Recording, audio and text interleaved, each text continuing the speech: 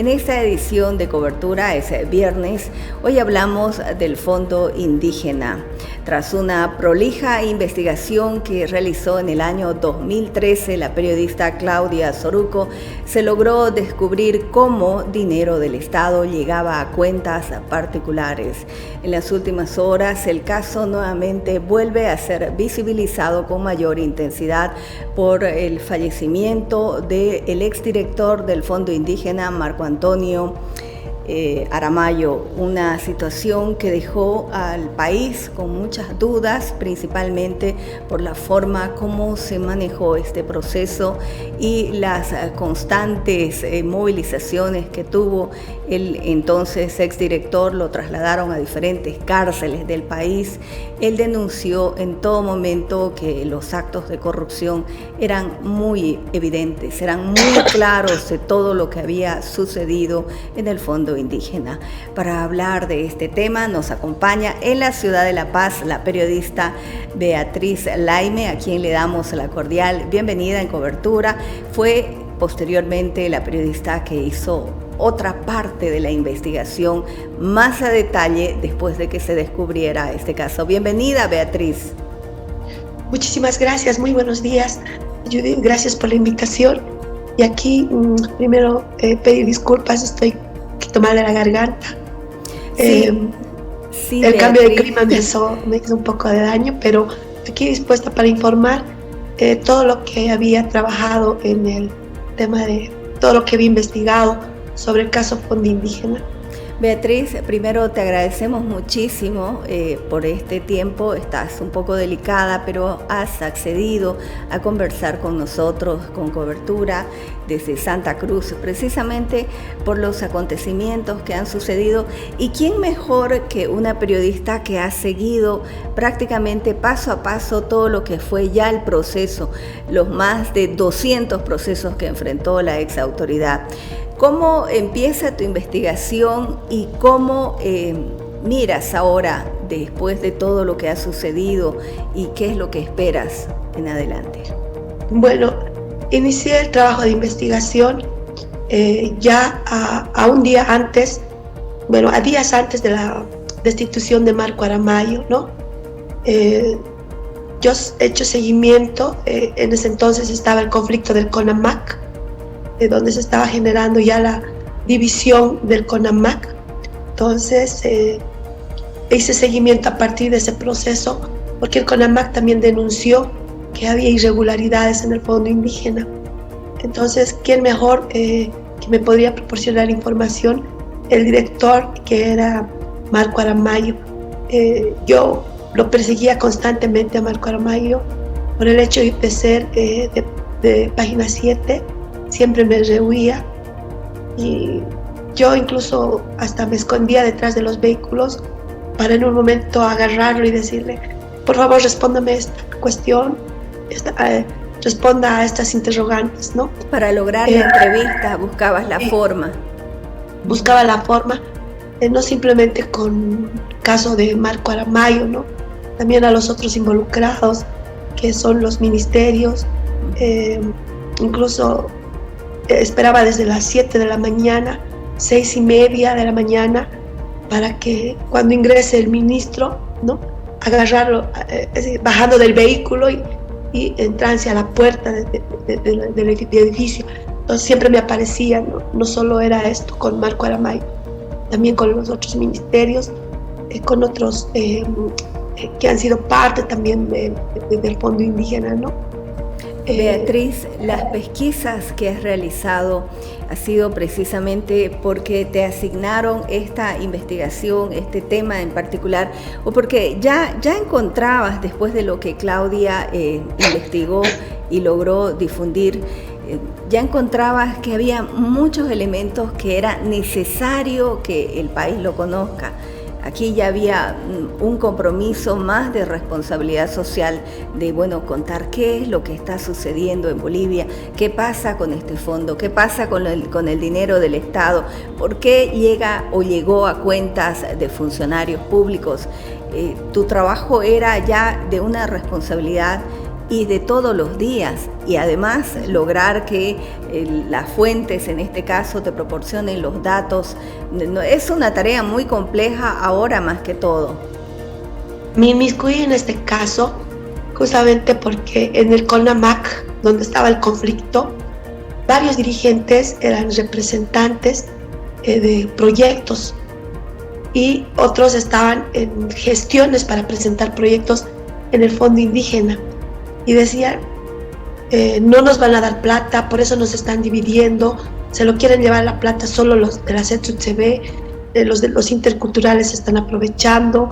Entonces había un miramiento del CONAMAC con las otras organizaciones y yo vi ahí, ¿por qué? A ver, explíqueme cómo es esto, porque yo no estaba empapada, no sabía, más allá de lo que había informado Claudia, no sabía quiénes eran los miembros del directorio, o sea, no sabía nada del Fondo Indígena. Comenzar a reconstruir todo. Sí, entonces les dije a los dirigentes de ese entonces, estaba el Tata Félix Becerra, que era ejecutivo del CONAMAC, y me dice, mire, el funcionamiento del Fondo Indígena es este, y me explicó, ¿no? Entonces no entendía tampoco muy bien, ¿no? Tenía otra forma de explicar.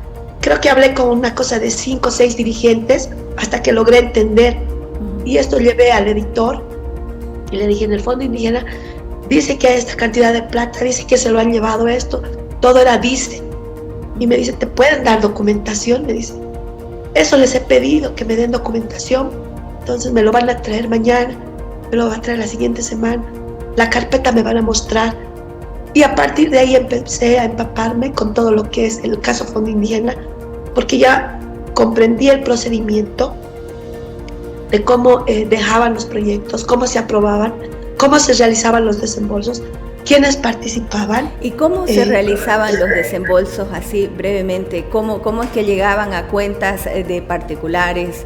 ¿Y cuánto de dinero finalmente, desde que comenzó hasta el momento que lograste investigar, es lo que desapareció? Bueno, el Fondo Indígena se crea en el 2005 mediante decreto supremo, todos sabemos eso. Es a partir del 2006 que empieza a recibir el 5% del IDH.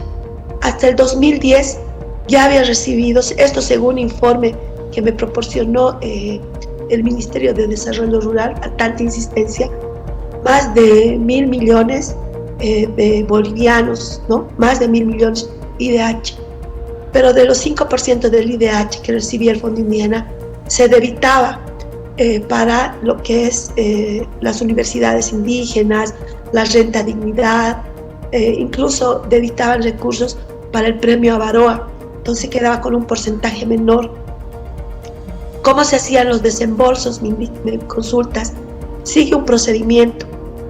La comunidad presenta su proyecto ante el Fondo Indígena.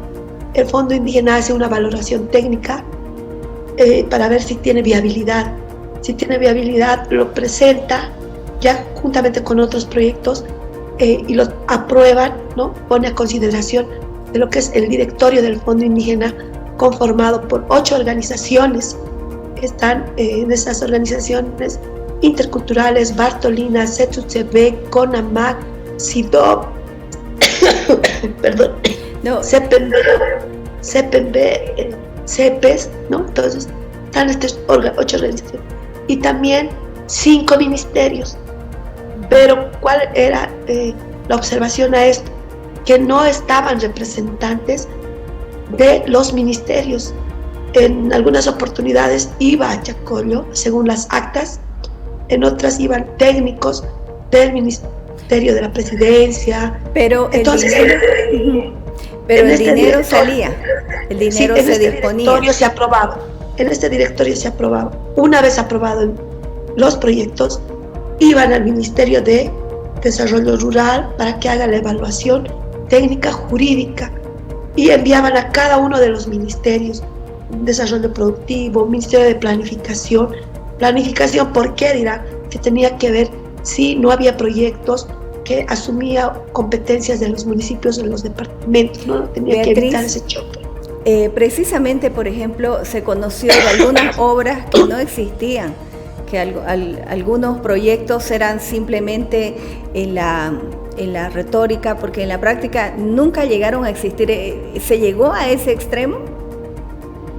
En la verificación que hice, en muchos casos, hubo, no sé cómo denominarlo, fui a la provincia de Camacho, donde yo personalmente evidencié, digamos, que no había el proyecto, pero sí había los descargos, porque el recurso, el último filtro que pasaba era el Ministerio de Economía y Finanzas, porque ellos emitieron una resolución para se habilite la partida presupuestaria y recién se hacían los desembolsos para la ejecución de los proyectos.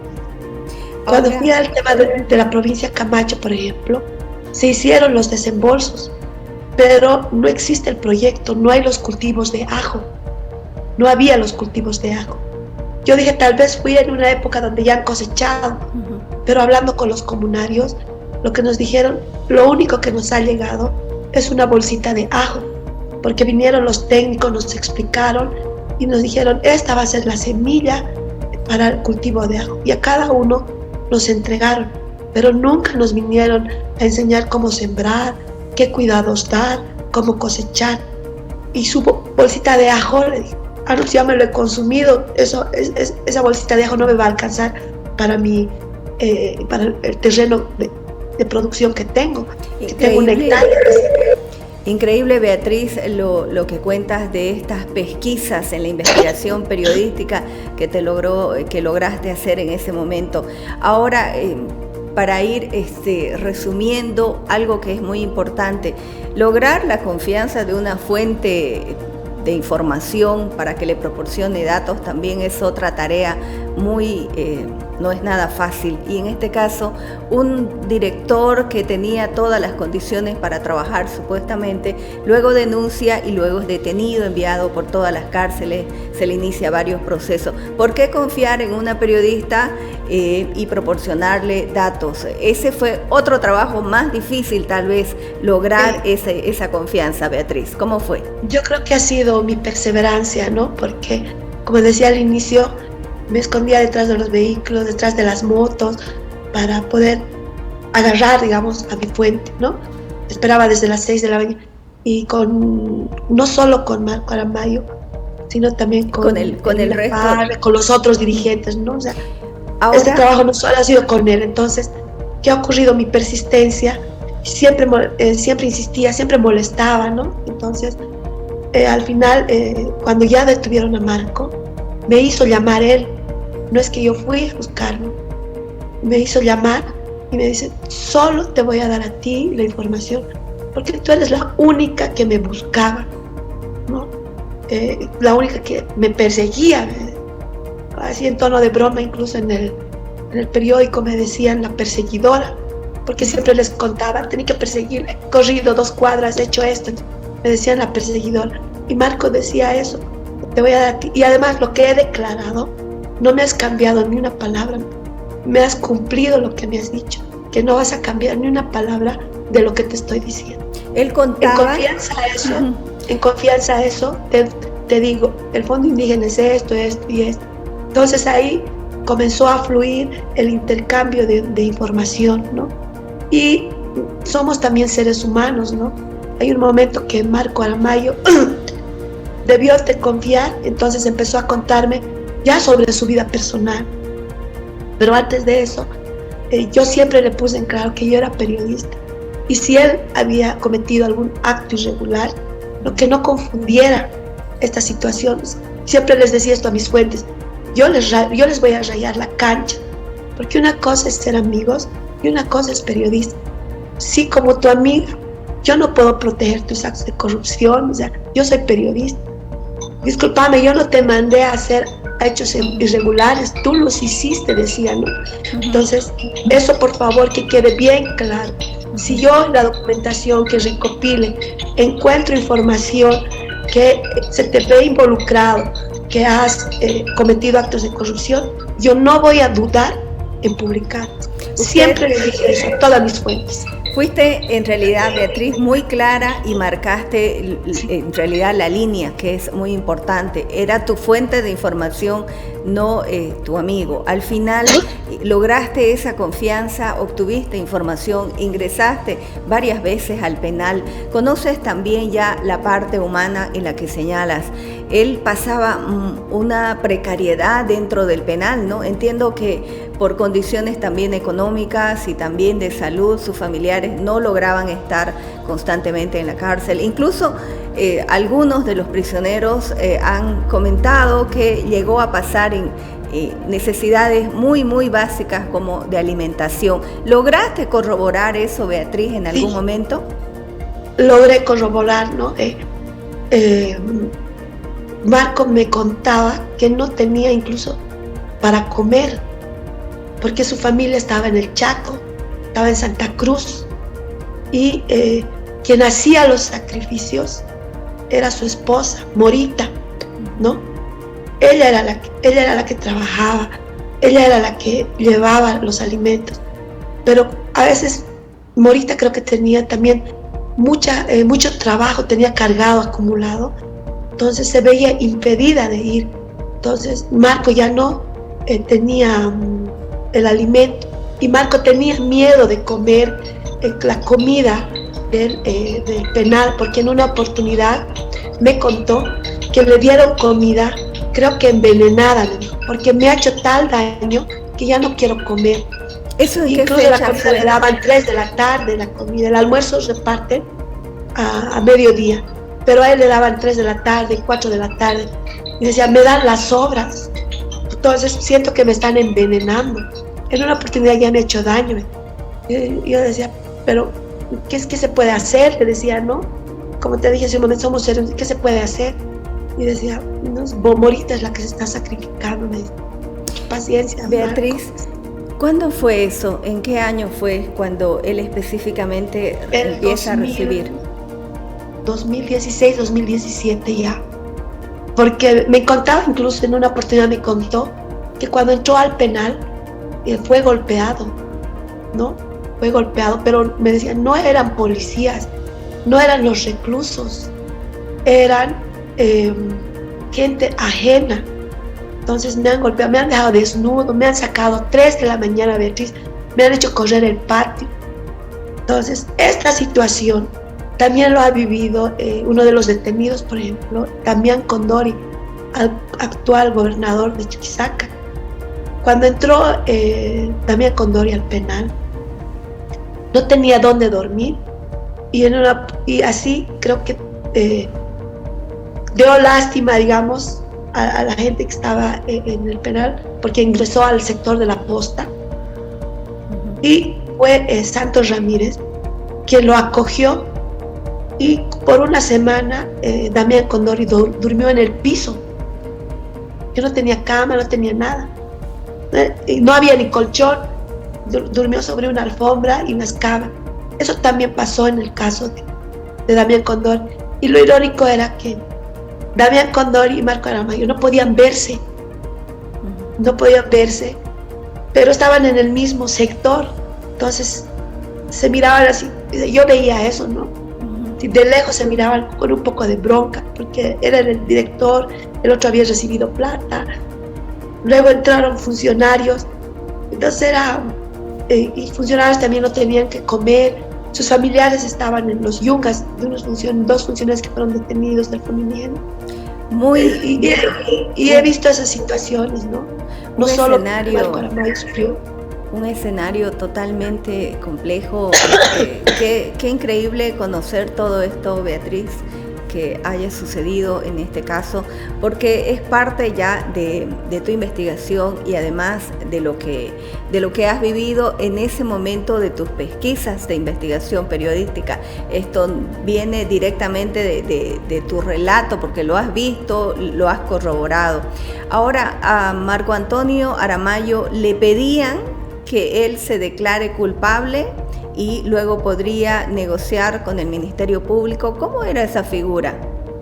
Sí, según Marco Aramayo, en reiteradas oportunidades, funcionarios del Ministerio de Justicia, él me dijo eso, Ministerio de Justicia, y de la Fiscalía le solicitaron que se declarara culpable.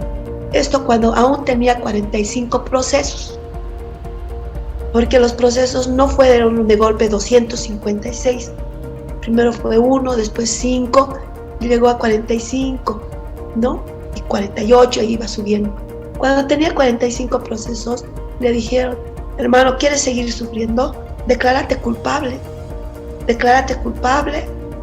Ya estás, creo que 2, 3 años en la cárcel. Ya estás 3 años en la cárcel.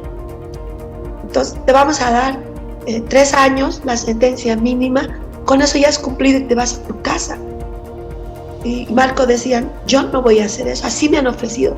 Yo, ¿por qué les voy a dar razón? Yo he denunciado el acto de corrupción y yo voy a decir que yo he robado. Que respondan, porque yo en su momento he informado a las autoridades, al presidente, al vicepresidente, les he dicho sobre este tema, pero ellos me decían: nosotros sabemos lo que hacemos, vos tranquilo. Entonces, ¿cómo yo puedo responder por algo que no he hecho? Decía. Y además, ¿qué van a decir mis hijos? ¿Qué le van a decir los familiares, los amigos, que Marco Aramayo es un ladrón? Todos piensan aquí, incluso aquí algunos reclusos me dicen: che, Marco, compartir lo que has robado. O sea, yo no tengo ni para comer,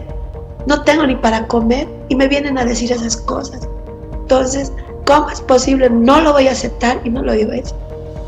Pero Marco, tienes razón, decían. Mantuvo lo que él consideró y lo que él manifestaba era su verdad hasta lo último, y luego fueron sumando y sumando los procesos, llegaron a esta cantidad, 256, ¿correcto? Sí, en sí son 256, 58, hay un poquito. Ahora, la Beatriz, última fase no le he hecho mucho seguimiento ya. 256 procesos, 7 años en la cárcel, una verdad que él insistió, que según él manifestaba, no ocurrió mientras fue su gestión. Esto ya venía sucediendo.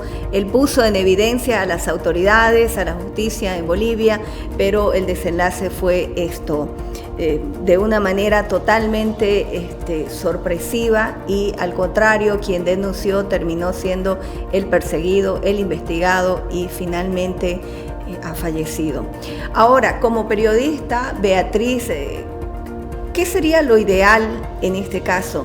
Porque cada vez que alguien investiga o cuestiona al poder, el poder central o el poder departamental, cuando un periodista hace los cuestionamientos, investiga, siempre es etiquetado, ya sea como derechista, como izquierdista.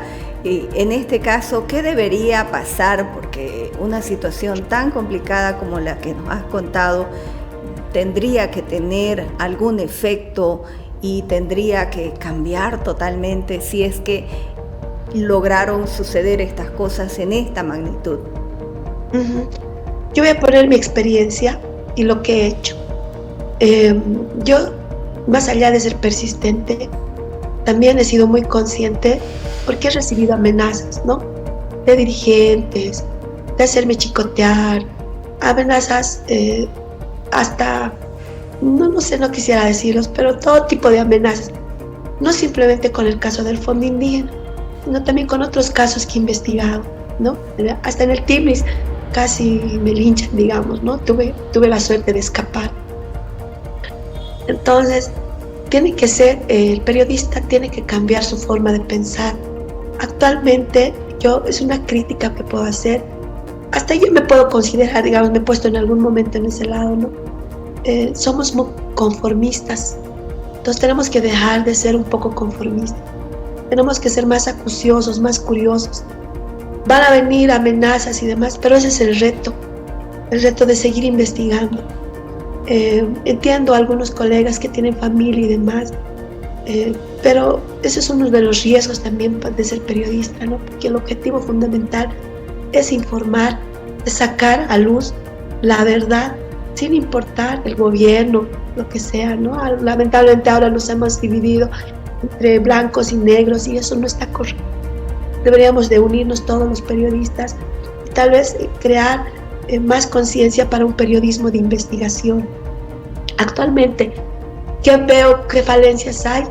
Yo he dejado de trabajar en medios de comunicación, ya 2 años, ¿no?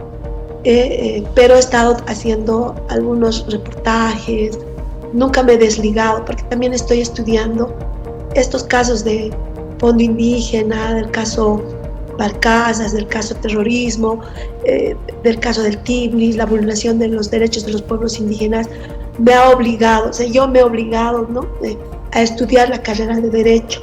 Entonces estoy también estudiando la carrera de Derecho, porque se necesita también para investigar, conocer las normas, las leyes, y hay que ser un poquito más conscientes, decía, y ahora lo que falta es investigar lo que está ocurriendo en el actual fondo indígena. Sí, del 2005 al 2010 han recibido más de 1.000 millones por el IDH. Del 2015 a la fecha, ¿cuánto de dinero ha recibido el actual fondo indígena? ¿Cuántos proyectos han destinado los municipios? Esto ha sido una lucha de la Asamblea del Pueblo Guaraní, juntamente con el CONAMAC, para tener el 5% del IDH. ¿Se está cumpliendo eso? El dinero, la lucha de estos hermanos ha llegado a ellos con proyectos. Entonces, ¿cómo está ahora? Está en manos de los municipios, depende de los municipios. Entonces se ha tergiversado totalmente. Entonces hay que investigar eso. No digo que habrá irregularidad, pero como periodistas tenemos que hacer el control social, ¿no? Controlar esta situación de los recursos. No, el fondo indígena no quedó en 2010 y listo, no se recuperó nada, se recuperó. No, hay todavía. Del 2005 al 2022, ¿cuánto de plata ha recibido el fondo indígena? ¿Por qué tanto interés, no? ¿Por qué tanto interés en no sacar esa información? Ahora, lamentablemente, nos cierran las puertas para tener información, datos. Eso simplemente. Correcto, Beatriz, y no solamente esperar la información de fuentes oficiales, el buscar, el hacer la pesquisa, la investigación periodística en todos los escenarios. Hay mucho que indagar, pero también es un momento en el que el país se encuentra en una compleja situación, muy polarizado, e incluso esta figura le ha llegado a algunos periodistas, ¿no? Y sí, más allá de una investigación de manera muy general, no está ocurriendo. También está la otra parte, que se cierra completamente la información en este caso entre los funcionarios públicos, no se proporciona información, eso está ocurriendo. Hay una censura y también una autocensura por el tema publicitario. O sea, este no es el mejor momento, lamentablemente, pero la responsabilidad es la que tiene que primar por encima de todo, la responsabilidad con la sociedad, la investigación y precisamente revelar lo que está sucediendo. Gracias, Beatriz, por este tiempo, gracias por esta investigación que realizaste y la manera como planteas al país, porque este caso no puede quedar impune, tomando en cuenta cada uno de del peregrinaje que vivió esta ex autoridad con 256 procesos, 7 años en la cárcel, con advertencias también que él ya hacía, que su vida corría riesgo. Finalmente, las autoridades han comprometido una investigación y estaremos todos atentos. El país, en realidad, los ojos y la mirada del país en torno a lo que ha sucedido. Beatriz, que te recuperes de tu salud y bueno, queremos verte pronto también en otros trabajos periodísticos. Gracias, Beatriz, tus palabras finales. No, a ti las gracias, Judy. Recordemos que el caso del Fondo Indígena todavía hay una detenida, es Elvira Parra, que también tiene más de 100 procesos. También he sufrido este tipo de torturas porque también tiene que viajar a Santa Cruz por carretera. No tiene un abogado, está con abogado de oficio, ¿no? También hay que investigar más allá, hay que trabajar en esa defensa de lo que es de los derechos humanos. O sea, tenemos que buscar una forma de evitar que se vulneren más los derechos humanos, tanto de los periodistas, tanto de la sociedad. y a no rendirse. Es difícil.